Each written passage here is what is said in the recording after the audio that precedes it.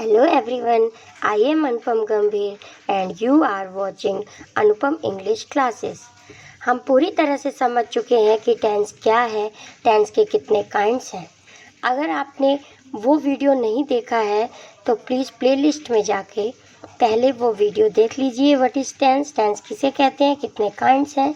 फिर हम स्टार्ट करते हैं present indefinite tense. Present indefinite tense को सिंपल प्रेजेंट टेंस भी कहा जाता है।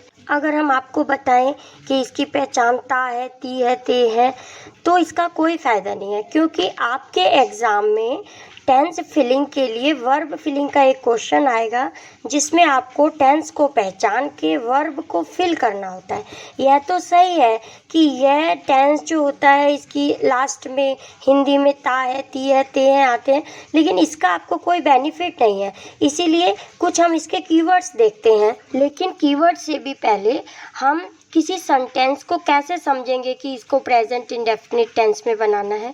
बच्चों, प्रेजेंट इंडेफिनिट टेंस एक typical tense and most important tense है। एक टिपिकल इसलिए है क्योंकि कई बातें इसमें होती हैं फ्यूचर में, लेकिन हमें ऐसा लगता है कि ये फ्यूचर टेंस में बनेगा, लेकिन वो होता प्रेजेंट है। वो हम आपको बताएंगे ये कैसे पहचाना जाता है। तो पहले हम इसके सेंटेंस को पढ़ेंगे, पता लगाएंगे कि ये कौन सा टेंस हो सकता है, और फिर हम इसको प्रेजेंट इंडेफिनिट टेंस के अकॉर्डिंग इसकी वर्ब, हेल्पिंग वर्ब और मेन वर्ब की फर्स्ट फॉर्म का यूज करके इसे बनाएंगे। तो हम समझते हैं कि कौन सा सेंटेंस प्रेजेंट इंडेफिनिट टेंस हो सकता है। The action is mentioned without referring to its completeness or incompleteness. तो ऐसा कार्य जिसके कंप्लीट होने या इनकम्प्लीट रहने का हमें पता ना चल पाए, उसे हम प्रेजेंट इंडेफिनिट टेंस में बनाएंगे। तो उसके फिल इन द ब्लैंक्स में हम प्रेजेंट इंडेफिनिट टेंस के अकॉर्डिंग हेल्पिंग वर्ब या मेन वर्ब को यूज करेंगे। अब इंडेफिनिट से हमें पता चलता है कि यह अनिश्चित काल है। डेफिनिट का मतलब होता है निश्चित समय, और इनडेफिनिट हो गया उसका अपोजिट, यानी कि अनिश्चित समय। यानी कि हमें सेंटेंस को पढ़ के यही पता चलता है कि इस समय कार्य होता है। स्टूडेंट्स, यहाँ कुछ एग्जांपल्स हैं जिससे हमें पता चलेगा कि ये प्रेजेंट इंडेफिनिट टेंस है। आई रीड, मैं पढ़ता हूँ। ही गोज, वह जाता है। ही ईट्स, वह खाता है। ही लिव्स इन दिल्ली, वह दिल्ली में रहता है। बेसिकली डेली रूटीन में होने वाला कार्य जो इस समय हो रहा है, होता है, वो प्रेजेंट इंडेफिनिट टेंस में आएगा। अब हम इसके कुछ कीवर्ड्स देखते हैं जिनको सेंटेंस में देखते ही आपको पता चल जाएगा कि ये प्रेजेंट इंडेफिनिट टेंस है। तो आप इसके रूल्स उस सेंटेंस में अप्लाई कर लेंगे। Keywords are often, usually, every day, always, never, seldom, sometime, once a week, in general, twice a month, every other day, frequently, right now। तो ये कीवर्ड्स हैं जिनको देख के हम पता लगा लेंगे कि ये प्रेजेंट इंडेफिनिट टेंस है।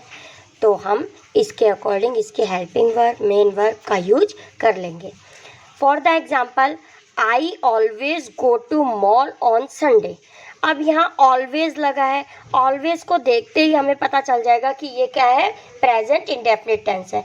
अब इसमें वर्ब की फर्स्ट फॉर्म लगाएंगे। वो कैसे लगाएंगे वो हम आपको आगे बताते हैं। पहले एग्जाम्पल देखिए, every Monday I go to temple. अब यहाँ एवरी मंडे लिखा है, इसीलिए हमें पता चल गया कि ये प्रेजेंट इंडेफिनिट है। सो हम वर्ब की फर्स्ट फॉर्म का यूज़ करेंगे वहाँ। I sometimes go to the New York city, मैं कभी कभी न्यूयॉर्क सिटी जाता हूँ। तो ये भी क्या है, हमें नहीं पता कि वह पहले जाता था या बाद में भी जाएगा। तो इस समय जो कार्य होता है वहाँ पे हम प्रेजेंट इंडेफिनिट टेंस का रूल अप्लाई करेंगे। बच्चों, किसी भी टेंस को कंप्लीट करने के लिए जो सेंटेंस आएगा आपके एग्ज़ाम में, उसमें वर्ब फिलिंग के लिए जो आएगा, उसको कंप्लीट करने के लिए हमें टेंस पहचानने के बाद उसकी हेल्पिंग वर्ब और मेन वर्ब का पता लगाना होता है कि ये कौन सा टेंस है। उसी के अकॉर्डिंग हम वर्ब को यूज करेंगे। तो अब हम कीवर्ड्स तो हम पता चल गए कि ये प्रेजेंट इंडेफिनिट टेंस है, हम पूरी तरह से सेटिस्फाइड हो गए कि ये प्रेजेंट इंडेफिनिट टेंस है। अब हमें उसकी वर्ब फॉर्म का यूज करना है।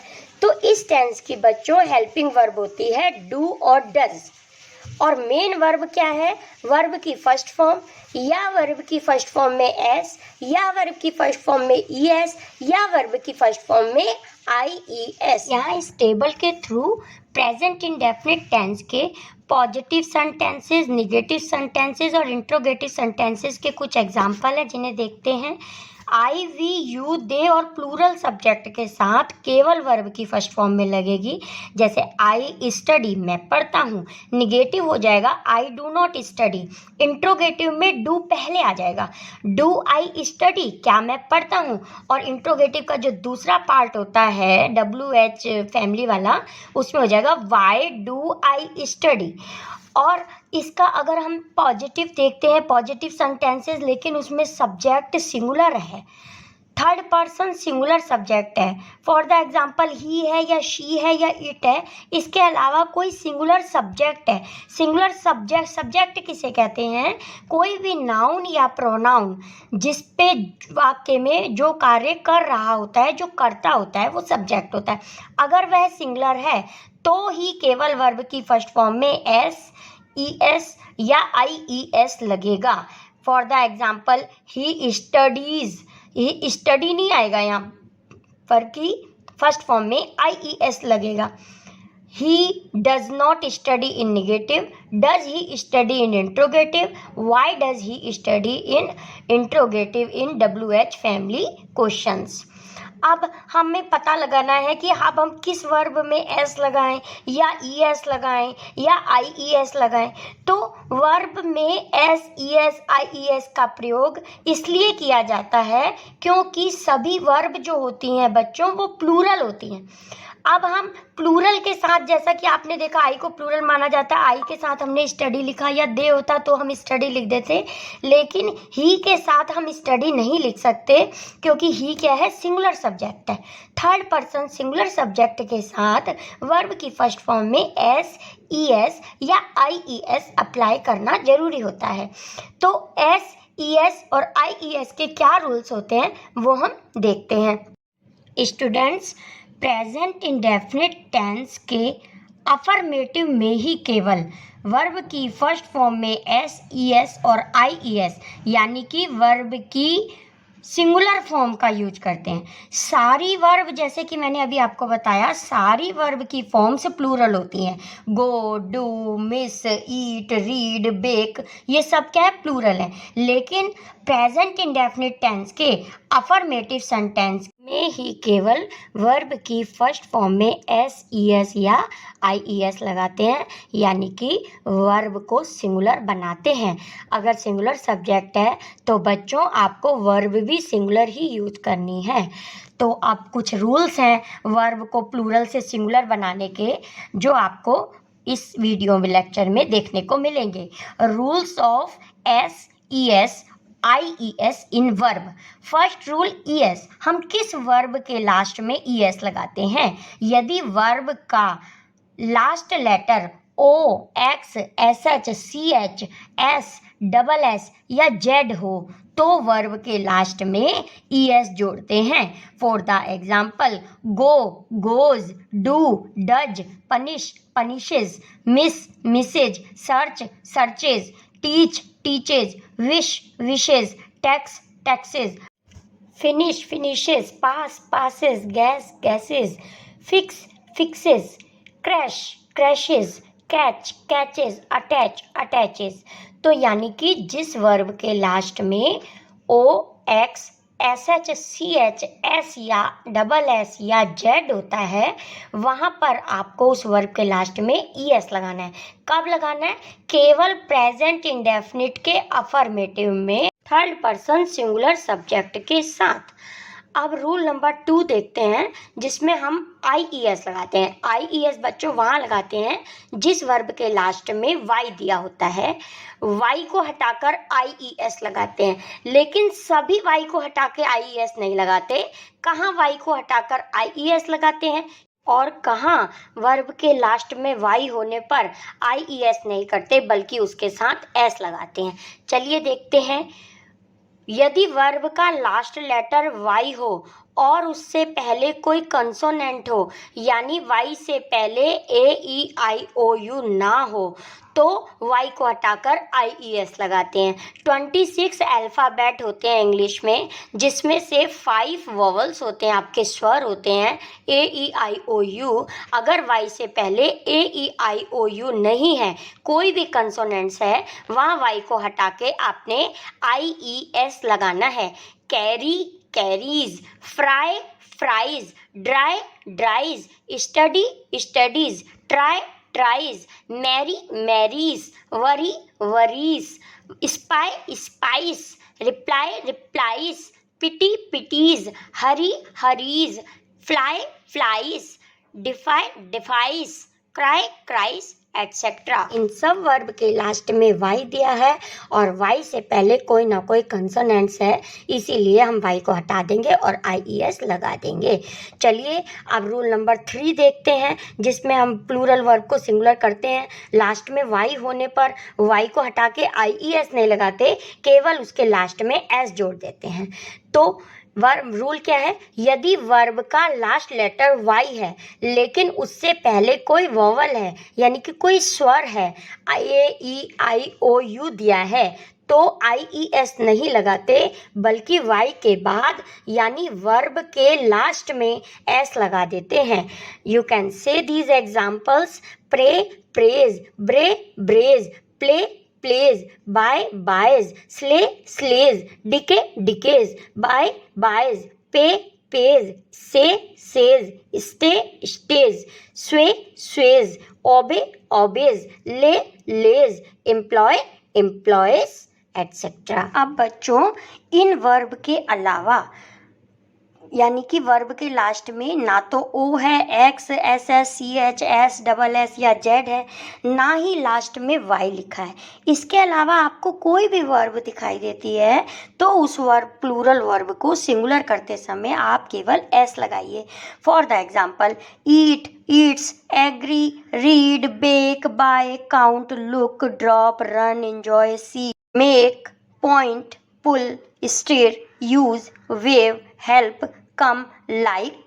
तो ये सारी ये वर्ब्स हैं जिसके लास्ट में हम केवल एस लगा। स्टूडेंट्स, प्लूरल वर्ब को सिंगुलर सीख जाने के बाद अब हम आगे when to use simple present tense और प्रेजेंट इंडेफिनिट टेंस का यूज कब होता है ये पढ़ेंगे। फर्स्ट है something that happens repeatedly.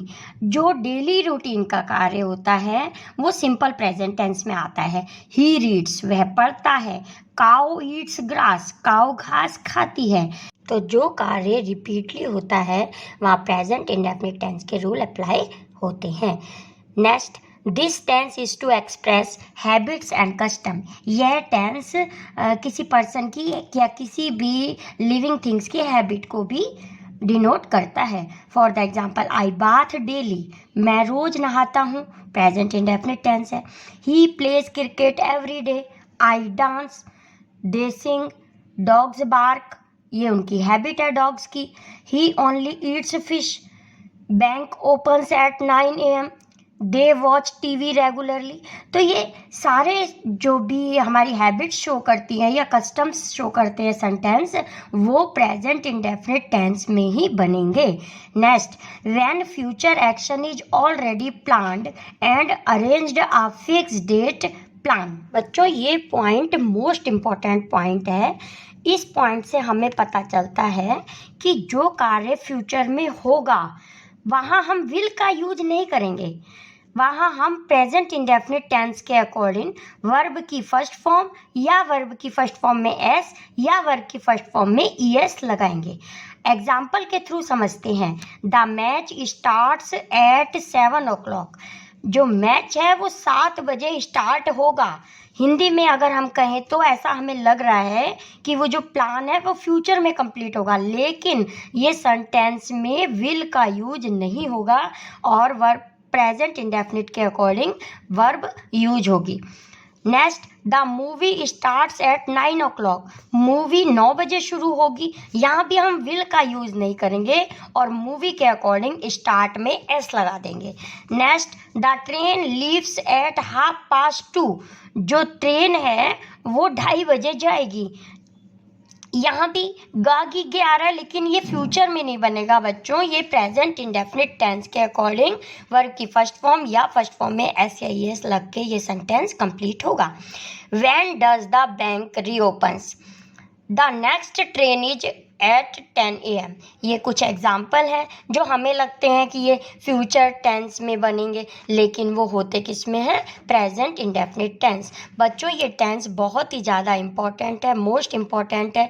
Video lecture भी थोड़ा सा लंबा हो रहा है, लेकिन आपको ये वीडियो लेक्चर कंप्लीट करने के बाद कोई भी डाउट नहीं रह जाएगा और आपका एग्ज़ाम में इस टेंस से रिलेटेड कोई भी सेंटेंस आएगा या एरर छांटने के लिए आएंगी तो आप इस वीडियो लेक्चर के बाद उसको कंप्लीट कर सकते हो। नेक्स्ट, इस टेंस का यूज़ देखते हैं कहाँ होगा। द स्टेट फैक्ट्स और जनरल ट्रूथ और यूनिवर्सल ट्रूथ। आपने देखा कि हैबिट्स में हमारे डेली रूटीन में ये टेंस यूज होता है। इसके अलावा जो यूनिवर्सल ट्रूथ है वहाँ भी प्रेजेंट इंडेफिनिट टेंस में ही सेंटेंस कंप्लीट होगा। वहाँ भी वर्ब जो यूज होगी वो प्रेजेंट इंडेफिनिट टेंस के अकॉर्डिंग ही यूज होगी। For the example, the sun sets in the west. तो जो सूर्य है वो पश्चिम में छिपता है, तो कभी भी हम उसको पास्ट में या फ्यूचर में हम नहीं बनाएंगे। The sun rises in the east. Next example, the earth revolves around the sun। Next, God is great, man is mortal. तो ये क्या है? ये कुछ यूनिवर्सल ट्रूथ के एग्जाम्पल हैं जिसको हम प्रेजेंट इंडेफिनिट टेंस या सिंपल प्रेजेंट टेंस के अकॉर्डिंग ही बनाएंगे। Next, use this tense is use to tell jokes and stories और report sporting events in real time और प्रेजेंट लाइव कमेंट्री। तो जो जोक्स या स्टोरीज बताई जाती हैं वो होती चाहे पहले की हैं, लेकिन उस समय बताई जाती है तो वहाँ प्रेजेंट इंडेफिनिट टेंस का मोस्टली यूज होता है। जैसे अगर कोई कमेंट्री भी करता है स्पोर्ट्स के, किसी मैच में कमेंट्री करते हैं तो वहाँ भी इस टेंस का यूज किया जाता है। For the example, the dog catches the cat and run away. ये स्टोरी है, इसमें हम प्रेजेंट इंडेफिनिट टेंस का यूज कर रहे हैं। Next example, oh it's high in the air.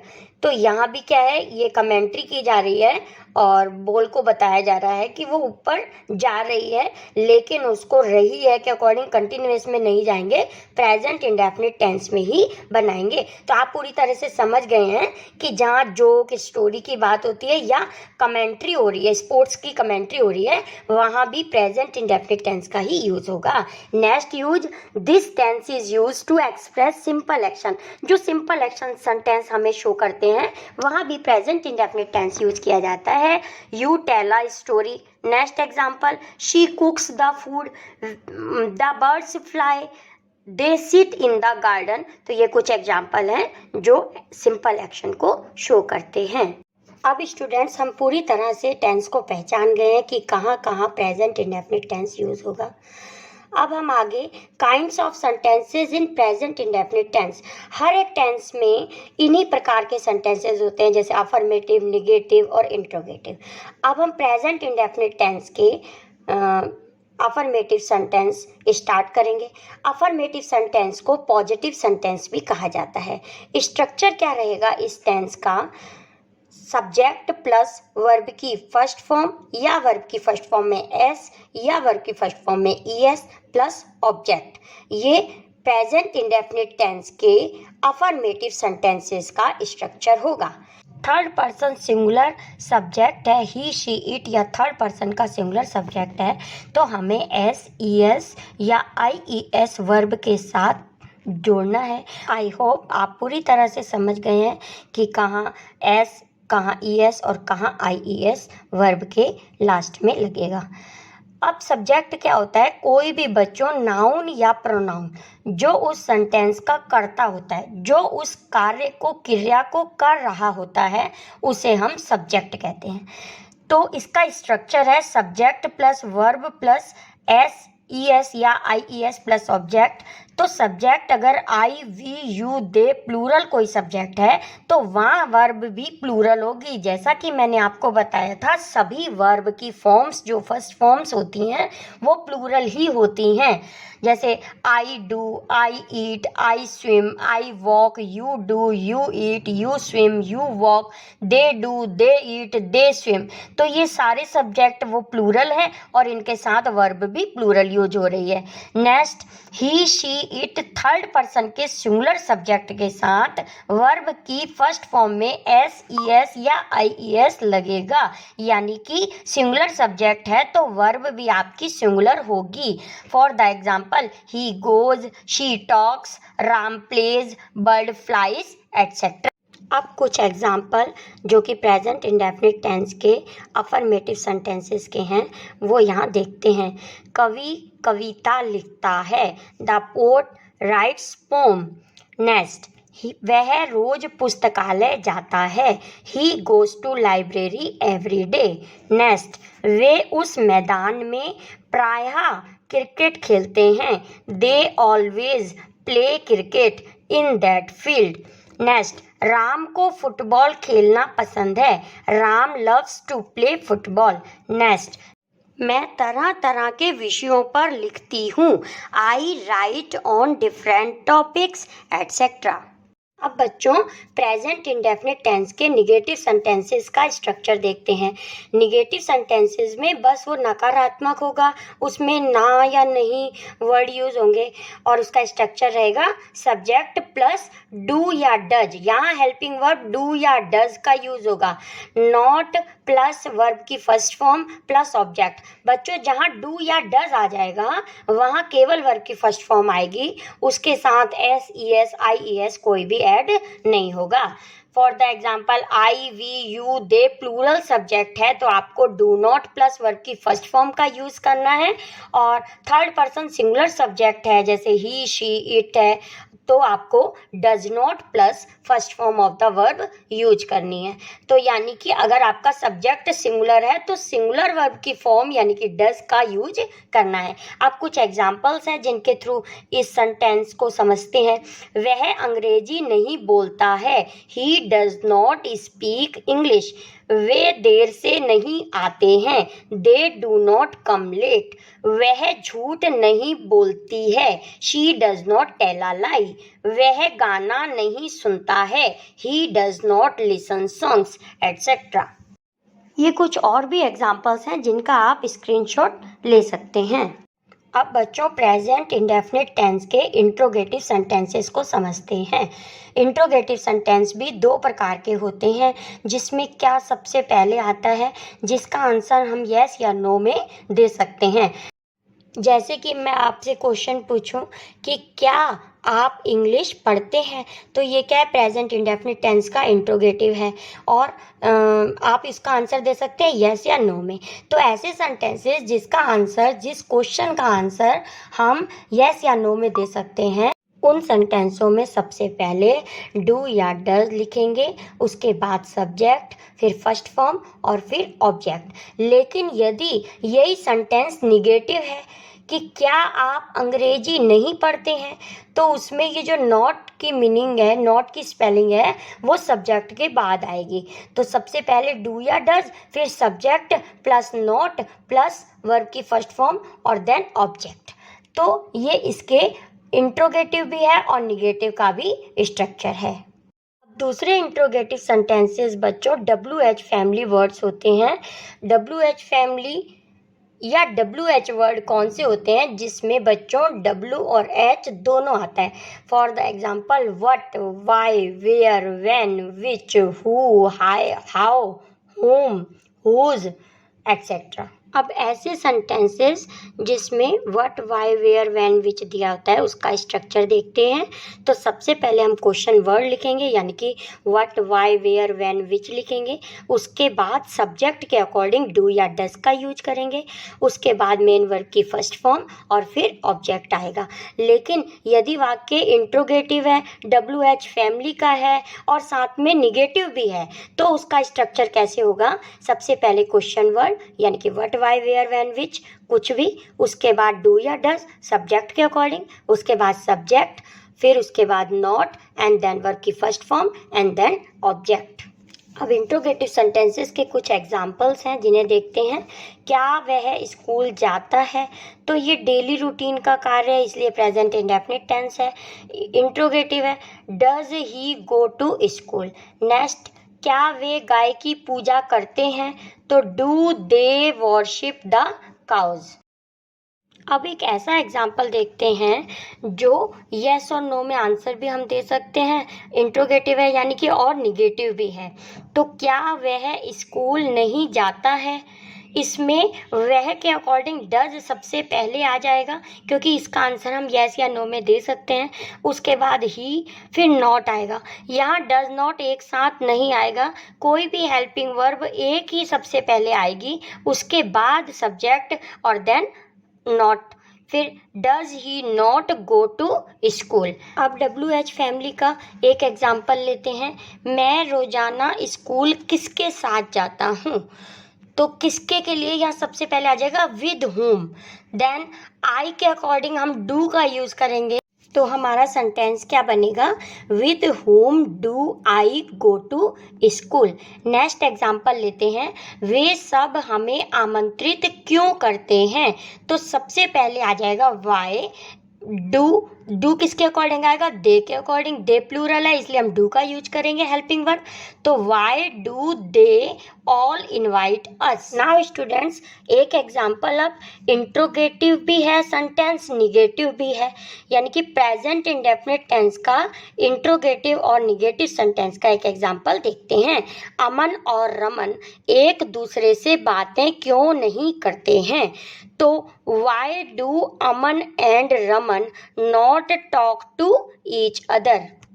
Students, इस सेंटेंस में अमन और रमन प्लूरल सब्जेक्ट है, इसीलिए हेल्पिंग वर्ब वाई के बाद डू का यूज किया गया है और जो नॉट है वो सब्जेक्ट के बाद आएगा।